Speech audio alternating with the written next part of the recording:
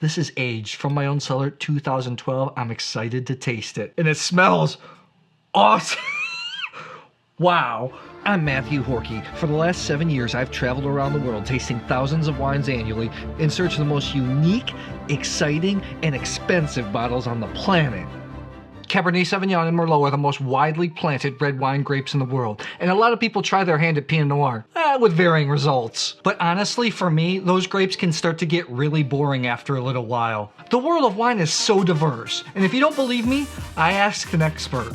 I asked my friend Jose Vullimos. He's a Swiss grape geneticist and one of the co-authors of Jancis Robinson's Wine Grapes, which is like the Bible when it comes to wine writers. He actually said there's 6,000 to 10,000 varieties of grapes that include table and raisin grapes. He estimates there's about 3,000 different varieties of wine grapes, but only about 1.5 thousand of those are in production. He didn't give me the actual breakdown of red grape varieties, but let's divide that in half. That's like 750 different red grape varieties. My wine career actually started out in exotic wine countries, especially Eastern Europe, the Caucasus. There are some really exciting grape varieties there. I used to keep track of the different grape varieties that I tasted. I think it was up to about 350 last time I checked. Of course, as I started to change the channel up more, wines that everybody knows is going to get more views, especially Bordeaux. But to me, these unique indigenous grapes is really where it's at. A lot of people haven't heard of these grapes or these wine producing countries, even though they have long histories,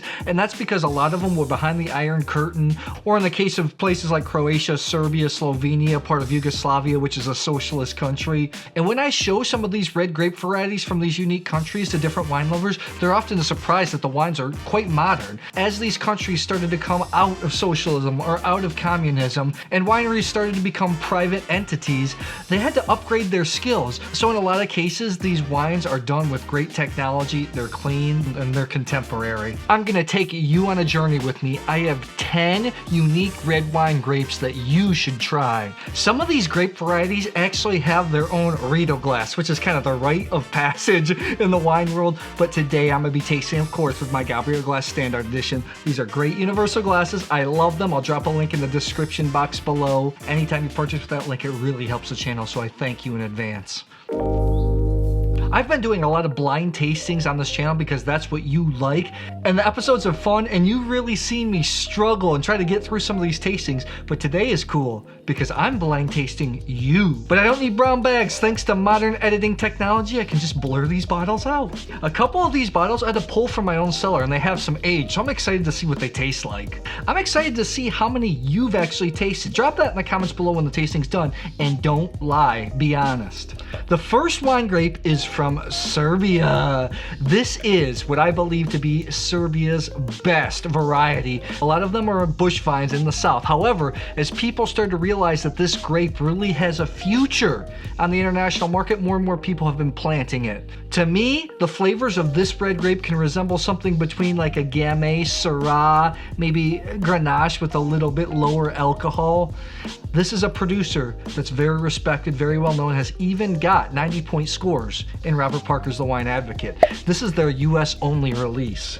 I love it already. It tastes like it has whole cluster. It's a little bit stemmy, which I'm really getting into. Really like the smell a lot. Red fruit, earth, pepper. You can tell like it's an old world wine. Wow. This is really smells awesome. Smells like a minimal intervention, you know, glip glip type of wine, but not too extreme, kind of clean. Oh, bright, high acid. People that are fans of stuff like Beaujolais, you know, Beaujolais Village, some simple Sangioveses from Emilia Romagna, I think are really going to get off on something like this.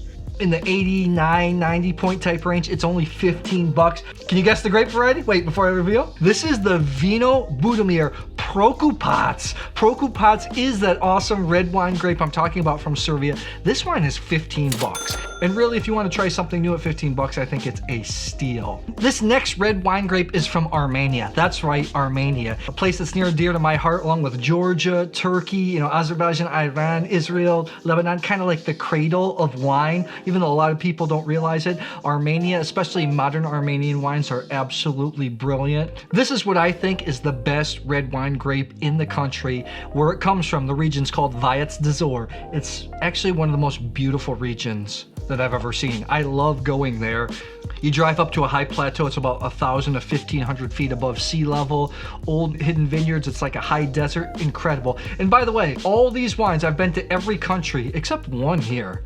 This is a small producer, one of the first independent producers after Armenia got out of the USSR. He only makes about 8,000 bottles a year. This is aged from my own cellar, 2012. I'm excited to taste it. And it smells awesome. Wow. This grape is so cool. I think of the flavors as a cross between Sangiovese, Grenache, Cabernet Franc even. This has come along beautifully. I mean, I might drink this tonight while I watch the Michigan State football game. Wow. Red Fruit City, a little bit of pepper, pine, just that touch of bottle patina. This is a grape that really shows a lot of potential. It's not a grape that would have a lot of tannins. So those that like more medium body, juicy red wines with red fruit flavors, that's what I'm all about. That's what I'm on board with. Smells awesome. Armin, I'm gonna send you this video because this wine is showing just tremendous. And I'm just sad for you that you can't get this wine unless you go to Armenia because it's not really exported. He makes such small quantity. He only makes one red. I think he makes a white now. He only makes reserve wines. You want to guess what it is? Armenian red wine grape? It's the red wine grape called Areni. This is the old bridge. Areni Reserve 2012. It's got a little bridge on the label, and I actually went to the bridge. It's named after the bridge that he used to play on over the stream in the region. This right now to me is showing like a 93 plus point type of wine. I remember in some wine bars in Yerevan, I was showing people this wine, even some locals, some Armenians, are like, wow, I didn't even know that. This is like one of my favorite producers now, and this is showing awesome. Awesome. Most famous producer that you can get out there is Zora. Beautiful wines. I couldn't get samples because of difficulty shipping. I wanted to show them, but I'm glad I get to open this, and I'm gonna drink that. That's showing awesome right now. Okay, let's move on, shall we? Wine number 3. This is a red wine grape from Romania and Moldova. Let's just say it's Romanian because Moldovan language is Romanian. They actually identify themselves culturally with Romanians. Romania is right on the outskirts of the Balkan Peninsula, and even though that's a Slavic area, Romanians are Latin. They derive from the Romans actually that went over there. Romanian. There's a couple of very unique red wine grapes. This is one of the rarest. It's usually lighter in color, lighter in tannins. They have another huge, big, full-bodied red wine grape, but I prefer this one. This is one of Moldova's best producers. I've had dinner with the owner. She's a fantastic woman. Let's give this a smell. 2019. I actually spent a week in Moldova a couple years ago, and I was just blown away, A, by the kindness of the people, B, the quality of the wines there. I think Moldova employs the biggest proportion of its population to the wine sector. I know that's a little bit confusing because it's a small country, really depends on winemaking. It's a major export product. The wines are great prices, and when I was there, I tasted maybe 5 to 10 world-class, I'm talking world-class wines. I've had this wine, I think, in the past. Let's see how the 2019 is showing.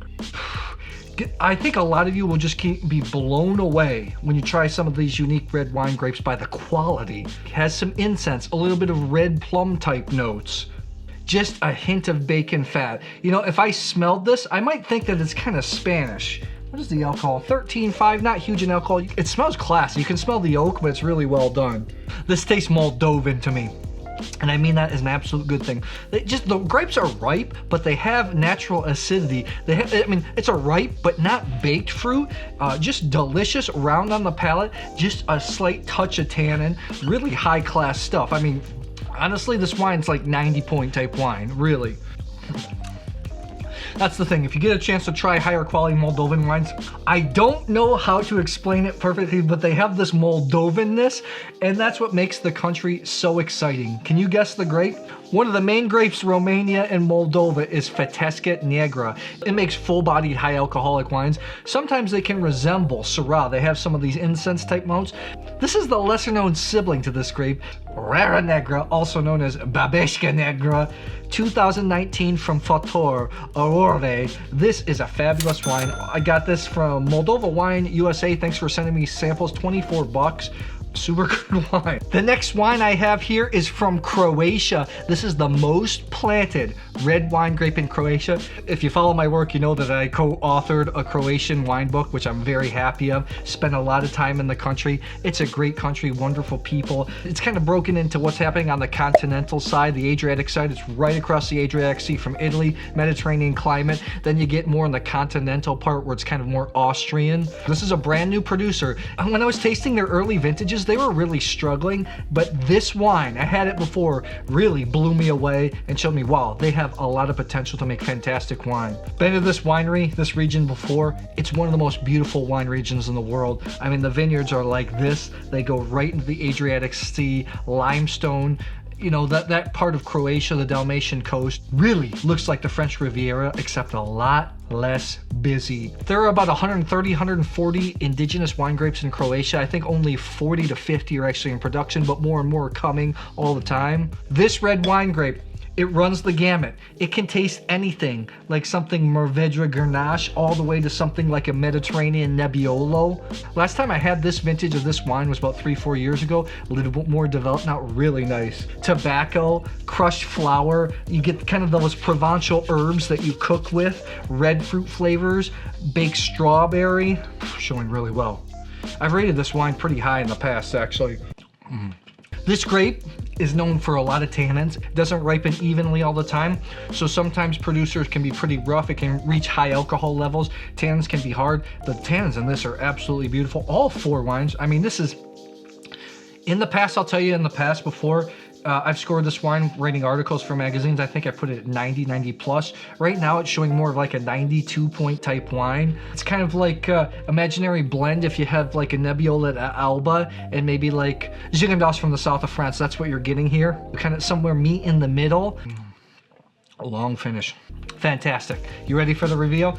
If you guys know this channel, you know Croatia, maybe you've been there. This is Plavac Mali. This is the Terra Madre Plavac Mali Premium from Komarna 2016. Great vintage, like all of Europe.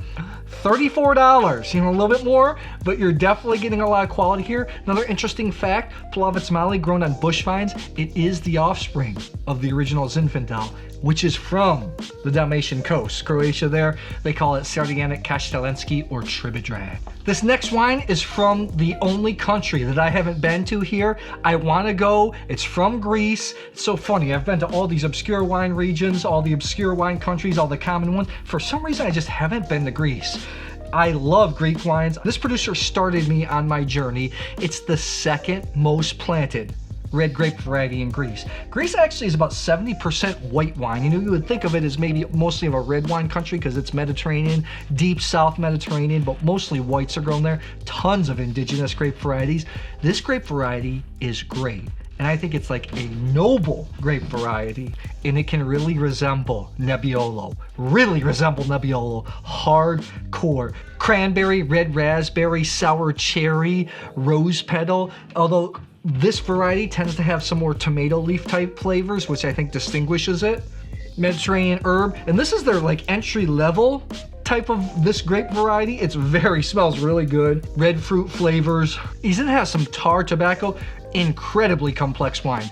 This wine usually has problems with tannins, so I'm gonna taste it. You know, we'll see how this ends up. Let's take a look here. Nebbiolo heads, neb heads. People of Barolo and Barbaresco are going to other parts of Italy to find value because Barolos, Barbarescos are getting quite expensive. They're going to Alto Piemonte, places like Valtellina. I think that this grape offers tremendous value. It's right there. And this is their entry-level wine, so the tannins are not ripping your face off. Sometimes these wines can be incredibly structured and really hard to drink, like Nebbiolo, Barolo, Barbaresco. This is a hell of a wine for the price. 24 bucks. This is a Kir-Yianni Naoussa Sinomavro Cuvée Villages. In France, it's like be Cuvée Village. I don't know in Greek if you say Cuvée Villages. I don't know. 2018. Naoussa is one of the premier areas for this grape, Sinomavro. 24 bucks. I think this is a hell of a deal. And the cool thing is this wine's readily available. When I lived in Singapore, there was a Greek restaurant. They brought in their own wine. Singapore is really expensive when it comes to wines, and it was great because they brought in wines at affordable prices. They brought in their own olive oil. They introduced me to a lot of Greek wines, and I want to thank them. This is a fantastic wine for the price. Check it out. Moving on, this wine is actually made by my friend. Tiny batches, like less than 1,000 bottles. That's how small it is. He gave me a bottle. Thank you so much, Zoli. This red grape is made famous by the Austrians. They're really pushing hard on this variety. However, Hungary, where this wine is from, has most of the plantings of this variety. However, it actually might be Slovenian. So we'd have, let's call it a Carpathian Basin variety. It's a variety that can be made overripe, rich, made kind of like a Cabernet Sauvignon, can have some of those capsicum-like notes, or it can be picked a little earlier. It can be delicate, earthy, can be very Pinot Noir-like. This is from a less heralded region, very minimal intervention. This wine's incredibly expensive, and right now it smells awesome. The only thing that makes me sad is you're not gonna be able to find this unless you're in Hungary. Typical of the grape variety, red fruit, red fruit. When I'm talking about red fruit, I'm talking about red mountain berries, red raspberry, pepper, a lot of pepper, just like a hint of mocha. No oak, but like a hint of mocha. The pepper really comes out. And this is from a region that's not really well heralded in Hungary. It's a region that used to be known for bulk wine. I was working on a Hungarian wine book. I tried to do a Kickstarter. It failed, unfortunately. I love Hungarian wines, but it's one of these traditional wine countries that have kind of been forgotten, probably because the language is so difficult to understand, especially when you look at the bottle labels. More of a full body play. Chewy Syrah-like tannins. Northern Rhone Syrah, where the tannins start to chew, not ripping my face off. Can you guess what this is? It's the most commonly planted red wine grape in Hungary. Wanna guess what it is? It is Kékfrankos, also known in Austria as Blaufränkisch. This is the Németi Zoltán, my friend. Matrá Kékfrankos. Matrá is the region, has it there up front. 2019. This wine's €11 in Hungary. This wine's 90 plus, €11. Hungary, when you go in that country, look for Kékfrankos, because a lot of producers cannot sell just single varietal Kékfrankos. I've had some like this 90 point type wines in the €8 to €12 range there. Just fantastic wines. Next, we have a red wine grape from Georgia, which touts itself as the cradle of wine. Winemaking goes back to like 6000 BC there. This is the most planted red grape variety in Georgia. I wanted to go with something a little bit more obscure because maybe that already gave it away. I just got back from Mundus Vini and did a couple flights with this red grape variety. This is from my own cellar, my personal collection. This is 2013. From the region of Kakheti, which is kind of like the Napa Valley of Georgia. Georgia is incredibly beautiful. You have the Caucasus Mountains to the north, the highest mountains in Europe. I've climbed some of them before. I think they go up to 16,000, 17,000 feet. Incredible country, beautiful people, amazing wines. This red wine grape is hardy, it's complex, you need bottle age. Most red wine grapes, the color comes from the skins, which are red, and then they have a clear pulp. This has a dark pulp. It's called a Tintoria variety. My own personal collection, I haven't tasted this in a long time. I have some friends that work in the Georgian wine agency, and sometimes they open some of these wines from the 30s, 40s, from this grape variety, when they were made, that was Soviet times, and they say they're tremendous. This wine smells awesome. This red wine grape reminds me a lot of great Alicante Bouschet, and some of you that are wine geeks might laugh at me. It's a red wine grape that doesn't have a big reputation, but you get great ones like in the south of Portugal, sometimes in the south of France. Stemmy, inky, blackberry, black plum, just inky like a soy sauce. Smells awesome. This is a natural minimal intervention producer. Smells great. This grape's high in acidity, full body. My only complaint with this wine, everything good. Complexity, nose, mouthfeel, tannins. It just falls a little bit short on the finish. It just teases you so much. It's like this beautiful woman that's kind of like a prude, just kind of teasing you. She's all sexy, but just kind of holds back a little bit. Like the nose, everything, mouthfeel up front, I was ready to say like 94 point type wine. The palate brings me down a little bit to 90-ish, but I think, wow, it's really, really good. You want to guess what it is? Do you know what it is? The grape is Saperavi. Some of you may have tasted this. They're planting a lot actually upstate New York. This is the Pheasant's Tears Saperavi 2013 unfiltered. This brand was actually co-started with American John Werderman.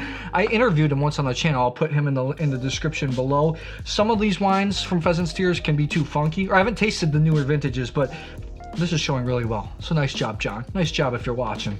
Probably not, because I haven't written about Georgian wines in a while, so let's move on. These last two red wine grapes are from countries that have a high concentration of unique indigenous varieties. And first we're going to Italy. This is from Puglia, from the deep south of Italy. Puglia in the past was known for making bulk wine. They were making a lot of bulk wine, shipping it up north. I actually first had this wine in Singapore because a lot of the Italian restaurants in Singapore are owned by Puglieses. And I remember him saying, you know, Puglia is known for bulk wine, but this producer has actually been making high quality wines they were like one of the first.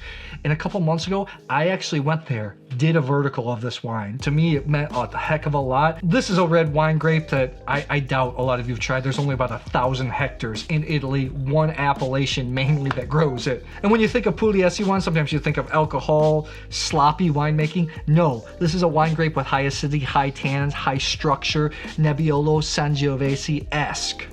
Red raspberry, a little bit of earth, a little bit of funk, not Brett, but just those little wrinkles, you know, under the eyes that make somebody attractive. Pine, mint, menthol, but the red fruit really comes out, which I'm really liking.